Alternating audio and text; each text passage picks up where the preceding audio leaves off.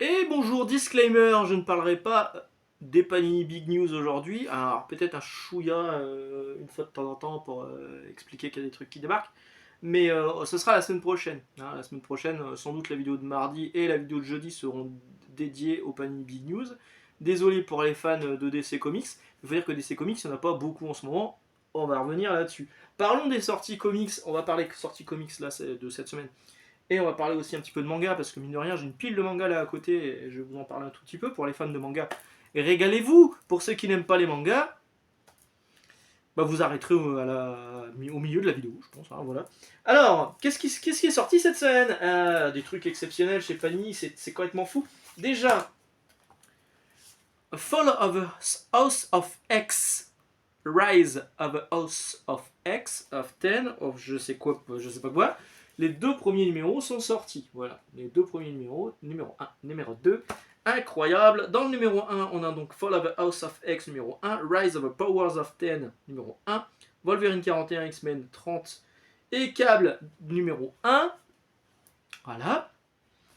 Ils se sont pas pris la tête, je sais pas, ils se sont pas dit on va l'appeler Fall of the House of X et Rise of the House of 10 numéro 1, ils ont juste appelé Fall of the House of X, comme ça c'est réglé, voilà numéro 1. Le numéro 2, il est là, c'est du. De quoi. Qu'est-ce qu'on a dedans? La résurrection de Magneto, je savais même pas qu'il était mort, vu que j'ai arrêté de les lire.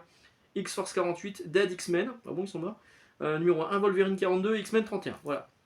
Voilà, voilà. Vivement la relance a été annoncée par Panini pour début d'année prochaine et ça s'appellera From the Ashes, on dit Ashes. Et moi je m'attends à ce que tout le monde me dise From the Ash ou From the Akik. Je sais pas trop comment ça va être prononcé à la française, mais ça va être rigolo. Bon, tout le monde me dira le nouveau truc des X-Men. Et donc ça va être la même formule. Voilà, pareil avec un soft cover et un hardcover pour le Deluxe. Disponible, je crois que c'est janvier ou février avec les nouvelles séries X-Men, la relance du numéro 1, voilà, bref. Bon, vous connaissez les bails. Donc ça, c'est dans les Panini Big News, on en reparlera un peu plus en détail la semaine prochaine. On a eu également donc Marvel Comics qui est là. Hop là, le Marvel Comics avec les épisodes d'Avengers. Donc là, il y a Timeless numéro 1 qui est donc un espèce de numéro événementiel pour annoncer ce que va être l'univers Marvel dans les mois à venir. Superior Spider-Man numéro 3, une série que j'aime beaucoup et dont je vous ai déjà parlé cette semaine par rapport au trade paperback. Spider-Man numéro 3, une série que j'aime beaucoup, pas du tout, une série qui est vraiment très très mauvaise et dont je vous ai déjà parlé également. Invincible Iron Man numéro 15, Immortal Thor numéro 7, Avengers numéro 9 et une histoire d'Avengers numéro 6, une histoire qui est tirée d'Avengers numéro 6. Vous allez me dire, il n'y a pas de Spider-Man? Oui, ça fait 3 mois que c'est comme ça qu'il n'y a pas de Spider-Man à l'intérieur de Marvel Comics. D'ailleurs, pour information, quand on est libraire et qu'il faut chercher Marvel Comics, parce que moi j'ai un client aujourd'hui qui m'a demandé s'il pouvait précommander les versions collector, c'est un bordel, parce qu'on tape dans notre base de données Marvel Comics Panini, évidemment, ça vous sort tout. Tout. Donc du coup, faut chercher à Marvel Comics, parenthèse, II en majuscule, parce que c'est numéro 2. Fermez la parenthèse, tome, mais ça marche pas non plus. Parce que parfois c'est mal référencé. Alors c'est pas forcément la faute de Panini, mais le fait d'avoir appelé ça Marvel Comics, c'est une connerie, et ça nous casse les couilles, nous, libraires. D'ailleurs, bientôt, on parlera de nos problèmes en librairie avec Aventure BD de Dunkerque, dans une vidéo spéciale qui sera proposée par 10h47, l'heure du comics. Ça arrivera, on en reparlera à ce moment-là. Donc les épisodes de Spider-Man, vous ne les avez pas dans Marvel Comics, vous les avez dans Gang War numéro 3, le troisième. C'est un gros pavé, hein, il est assez gros celui-ci. À l'intérieur, Amazing Spider-Man 43 et 44, Spider-Woman 3 et 4, Deadly Hands of Kung Fu Gang War 2 et 3, Luke Cage Gang War numéro 4 et Daredevil Gang War 3 et 4.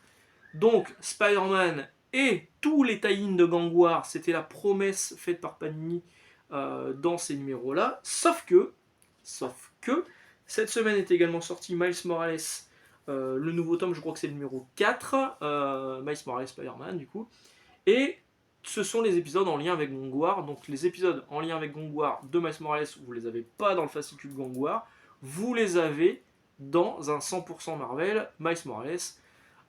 Voilà, voilà. Donc si vous voulez lire Gang War et tous ces tie-in, il va sans doute falloir attendre un Absolute qui finira par arriver chez Panini. Mais dans tous les cas, moi je vous les déconseille parce que Gang War déjà de base c'est pas terrible, mais en plus les tie-in, bon en général c'est encore en dessous. Voilà, voilà. Autre sortie chez Panini cette semaine, il y a eu une paire d'intégrales. Il y a eu Brother Voodoo qui est sorti, 74, 76 je crois, ou 76, je sais plus. Brother Voodoo qui est sorti, il y a eu X Factor, les épisodes de Louis Simonson et Walt Simonson qui sont vraiment très très cool. Mais bon, pour le rappel, les intégrales c'est quand même 36 balles. J'ai pour mémoire d'avoir eu les intégrales au début, ils devaient être à 26 ou 28 euros. Voilà, quand même à 36 balles, ça fait un peu cher. L'intégrale de Nova est enfin sortie, il a eu un petit peu de retard, il devait sortir fin août. Il est arrivé là, ça y est, on les a en rayon. Et une réédition de Spider-Man intégrale 1972. Et c'est à peu près tout pour Panini, ce qui était marquant chez Panini. Chez Urban, il y a eu quelques sorties quand même. Il y a eu des sorties Urban Blast. Il y a eu 2 titres en Urban Blast. Il y a eu Once Upon a Time at the End of the World. Le tome 2 est dispo. C'est du Jason Aaron. Également par Jason Aaron, on a Southern Bastards, l'intégrale. Une série dont on nous fait un intégral alors que la série est en pause depuis une paire d'années aux États-Unis. Donc un intégral où pour l'instant il n'y a pas de fin. Euh, et c'est à peu près tout chez Urban. Je crois que c'est tout chez Urban. Alors, alors, vous voyez où je veux en venir. On a eu des sonneurs d'alerte. qui BFM TV, qui nous a dit oh là là, ça y est, c'est la première fois qu'il n'y a pas de titre DC Comics en un mois chez Urban. Déjà, c'est faux parce qu'il y a un 100 Bullets.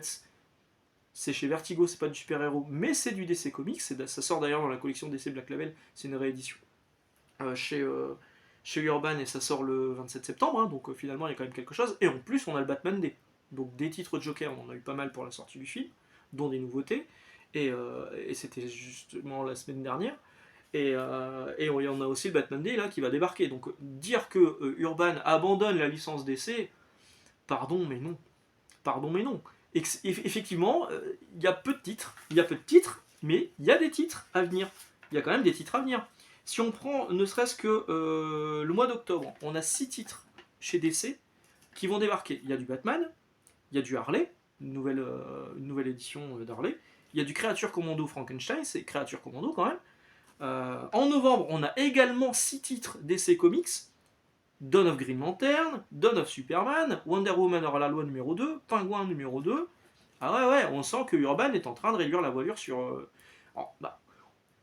Chez DC, il y a un problème de production également aux États-Unis. Il y a plein de trucs qui sortent qui sont pas forcément très intéressants. Urban fait un choix, voilà, et il y a des trucs, forcément, ils vont pas vous proposer des titres juste pour proposer des titres. Voilà, si c'est pas intéressant pour eux commercialement, et qu'ils estiment, alors parfois ils font des choix un peu particuliers, mais de là à dire qu'ils vont abandonner la licence DC Comics là en 2025, c'est faux. Il y a déjà un titre Batman qui est annoncé pour avril, c'est Batman Off-World, et en plus de ça, les plannings de fin d'année sont connus, il y a quand même pas mal de choses. En décembre, il y a également 4 titres, dont 3 limited. Euh, donc pour un éditeur qui va abandonner la licence DC, ça commence à faire beaucoup. Mais là, bientôt, on va voir les plannings de début d'année prochaine. C'est ce que fait Panini actuellement avec ses Big News. C'est ce que fera sans doute bientôt Urban avec les titres DC. Alors, il y a des gens aussi qui disaient... Euh, parce qu'évidemment, quand quelqu'un que vous connaissez balance une information comme ça basée sur du vent, je reçois plein de messages pour me demander si c'est vrai. Arrêtez de donner du crédit à ces lanceurs d'alerte qui ne savent rien. Voilà. Qui ne font que spéculer et qui ne font que des vidéos pour faire des vues. Voilà. Vous savez que moi les vues je m'en bats les steaks, mais là non. Là non, c'est clairement, en plus de ça, il paraît qu'il y a une nouvelle vidéo là, qui est sortie en disant qu'Urban fait du bon travail. Dire tout et son contraire, bon bah, voilà, c'est facile. Donc ça va sans doute arriver bientôt, ce planning, et on sait qu'il y a quand même des titres plutôt intéressants. Le Batman et Robin Year One, je crois que c'est ça, Year One, par Mark Waid et Chris Samney, évidemment que tout le monde l'attend. Enfin, il y a plein de trucs qui sont très très cool qui vont débarquer chez Urban l'année prochaine, qui vont débarquer chez Urban l'année prochaine. Si Urban abandonne la licence DC, j'ai vu des commentaires de gens qui disaient j'espère qu'un éditeur récupérera la licence. Bah, qui va les récupérer si Urban abandonne le truc? Panini, mes petits potes. Et c'est ce que vous voulez? C'est ce que vous voulez. Vous voulez que Panini récupère la licence DC? Ils ont déjà essayé, ça n'a pas fonctionné en France. Enfin, franchement, quand Urban est arrivé, ils sont arrivés au bon moment, hein, parce qu'il y avait le New 52, c'est des vrais numéros 1, bon, ça arrivait au bon moment, c'est sûr. Mais ils ont fait les choses correctement. Alors que Panini, c'était déjà le bordel. Et Panini a la licence DC dans le reste de l'Europe. Il y a vraiment, en France, c'est un peu une exception. Euh, donc non, non, vous inquiétez pas. Alors des gens m'avaient dit oui, regarde les Chronicles, il n'y en a pas tellement là d'annoncer. Oui, mais François Hercouet avait déjà annoncé sur Substack dans une newsletter qu'ils allaient réduire la voilure parce que effectivement ils ont peur d'asphyxier le marché avec ce type de collection qui est un peu cher et que tout le monde ne peut pas acheter. C'est ce que je dis tout le temps. Panini sort 65 titres au mois, personne peut acheter tout ça. À part si on est l'héritier par exemple de Saint-Exupéry, j'en sais rien. Mais c'est plus sain que Urban décide de réduire un peu la voilure parce que les titres sont pas forcément intéressants et qu'en plus de ça, le portefeuille des lecteurs est pas extensible. Que tout de suite dire oh là là, mon dieu, ils vont arrêter tout ce qui est DC Comics. Non, c'est faux. C'est faux. Et si vous voulez connaître la vérité, posez la question à Urban. Posez la question à Urban. Urban a toutes les réponses. Et dans quelques semaines, quand on aura les plannings de début d'année prochaine de Urban Comics, on verra ce que les girouettes diront à ce moment-là. Voilà. Bref, d'autres sorties cette semaine chez d'autres éditeurs. Il y a eu Dark Ride numéro 2 chez Delcourt. Le numéro 1 a bien fonctionné et a bonne presse. Donc vraiment, Delcourt met le titre en avant parce que effectivement c'est des périodes qui sont un peu plus calmes là au niveau des sorties en comics indé. Et Dark Ride c'est un bon titre, donc vous pouvez essayer d'y aller. Moi je l'ai pas lu, hein, mais je sais que tous mes clients et amis lecteurs m'ont tous dit que c'était vraiment bien. Donc, à voir. Il y a Bird King numéro 2 qui est sorti chez les Humano. Et le dessinateur Chrome était au Cabaret Vert, au festival Cabaret Vert. Il y avait aussi Thierry Mornay et tout ça. Il y avait aussi Laurent Lefebvre, je crois, de Foxboy. Et Chrome, le dessinateur, sera de passage en dédicace pour les nordistes chez Aventure BD à Dunkerque. Voilà. La petite pub est passée. Alors, c'est à peu près tout pour le comic, si ce n'est que j'ai reçu mon Amazing Spider-Man.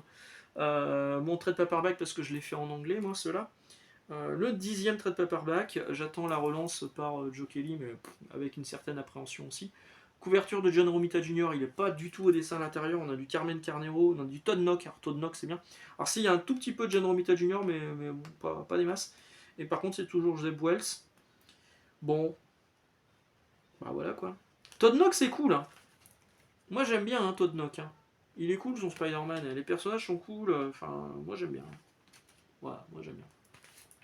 Mais le scénario est clairement pas fou. Voilà, c'est à peu près tout pour le comics. Si le manga ne vous intéresse pas, bah laissez tomber. Si le jeu vidéo vous intéresse pas, laissez tomber. Bon, jeu vidéo, je vais rapidement vous dire que finalement, j'ai quand même craqué pour Star Wars Outlaws.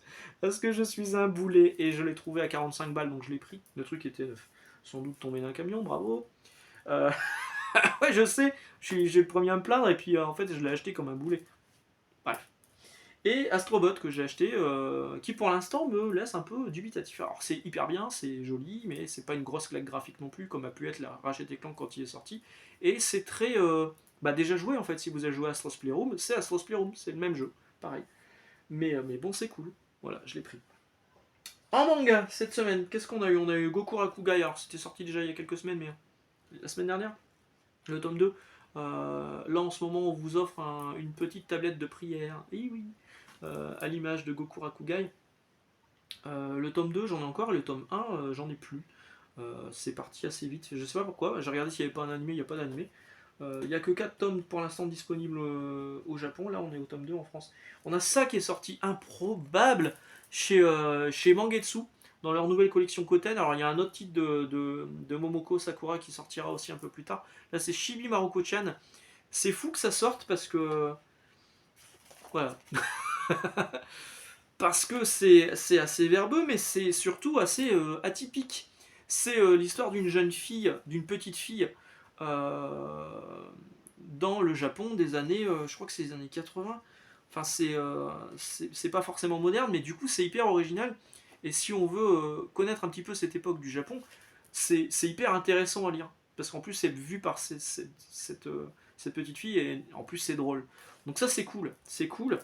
Et ça fait un peu penser à Doraemon, ça fait un peu penser à tous ces mangas un peu, comment dire, un peu, ah ça a un nom, je sais plus le nom, mais pas culte, mais c'est les mangas qui ont marqué un peu leur époque, voilà. Et des mangas, quand on est très très fan de manga, c'est bien d'en avoir lu un une fois de temps en temps pour se rendre compte que le manga c'est pas que Naruto, que One Piece, donc ça c'est pas mal. Et c'est sorti chez Mangetsu.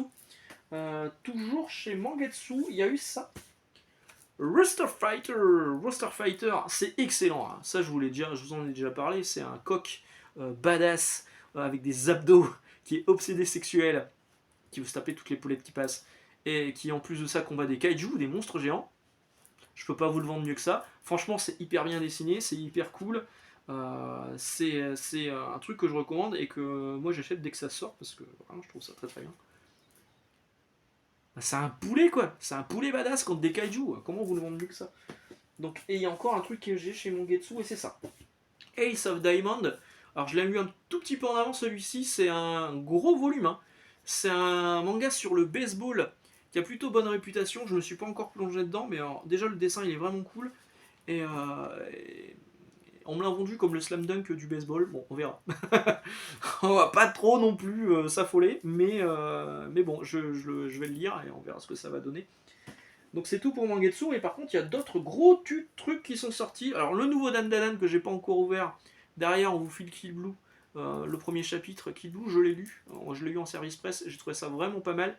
C'est le mec qui faisait IQ, euh, qui ressort, c'est IQ? Non, c'est Kuroko's Basket, je vous dis une connerie, qui ressort actuellement dans des volumes un peu plus épais. Et franchement c'est pas mal, c'est un peu Dandadan croisé avec Detective Conan, donc c'est plutôt bien vendu. Et pas Dandadan, merde, Sakamoto Days croisé avec Detective Conan. Et Dandadan, c'est toujours le meilleur manga du moment. Il y a un animé qui va bientôt débarquer et qui a déjà été remonté. Les 4 premiers épisodes ont 4, 3, 2. Les 4 premiers épisodes ont été remontés dans un film qui est sorti là dans quelques salles au cinéma. Et on commence à avoir un impact sur les ventes. Quand ça va être diffusé là sur Crunchyroll ou quoi que ce soit, ça va être un carton monumental. Les gens vont se rendre compte que c'est génial. Et là, c'est le tome 13 qui est sorti. En plus, c'est régulier. Il y a plein de mangas où vous attendez que ça sorte parfois 6 mois, 1 an. Là, tous les 2 mois, il y en a un. Et c'est vraiment, vraiment très très bien. Katsai, le numéro 7 chez mon éditeur de manga préféré, Panini Manga. Katsai, avec ses couvertures absolument dégueulasses qu'on comprend toujours pas pourquoi c'est comme ça. Alors, c'est sans doute des problèmes de droit, mais c'est ni fait ni à faire. Dans une bibliothèque, ça fait moche. Ouais. Mais bon, c'est Katsai, c'est culte. Moi, je les avais à l'époque dans leur édition Toka, mais j'avais tout revendu. Bah, maintenant, je suis obligé de me taper la version Panini Manga. Et Knitting Live, qui va être ma reco de la semaine aussi. Alors, reco, alors que je ne l'ai pas lu, mais je pars en pleine confiance parce que c'est Tetsuya Tsutsui qui m'a déçu une seule fois sur Poison City. Tous ces autres titres, Prophecy, Dud's Hunt, Noise, tout ça, j'ai trouvé ça vraiment bien. J'ai eu la chance de le rencontrer en plus, parce qu'il était venu sur l'île. J'espère qu'il va refaire une tournée dédicace pour celui-là. Donc là, le principe, c'est que c'est un mec, pendant la pandémie, qui fait du télétravail et qui se rend compte qu'en fait, le télétravail c'est très bien, donc la pandémie est finie, mais il continue à faire du télétravail. Et il vit comme comment on dit Ikimori? Non, je sais plus le nom exact. Bref, j'ai des problèmes de mémoire. Je crois que c'est Kikomori. Bref, le mec il vit reclus chez lui et ça lui va très bien. Il se fait tout livrer chez lui. Et un jour, il y a une voisine qui débarque et elle va squatter chez lui. Elle va bouleverser son existence. Moi, quand on m'a vendu le pitch, je me suis dit, bah ça a l'air plutôt cool. En plus, ça se passe pendant la pandémie, donc c'est plutôt moderne. Et en plus de ça, c'est du Tetsuya Tsutsui, donc c'est vendu direct. Je l'ai acheté sans même me poser de questions. Knitting Live, c'est sorti chez Kiyun dans leur collection Seinen. Voilà, c'est à peu près tout ce dont je voulais vous parler cette semaine. On se retrouve donc mardi pour parler des big news, jeudi sans doute aussi pour parler des big news. Et puis, me reste plus qu'à vous souhaiter une excellente journée, excellente lecture. Et puis du coup, à mardi. Ciao, ciao. On va avoir des trucs à se raconter la semaine prochaine. Ciao.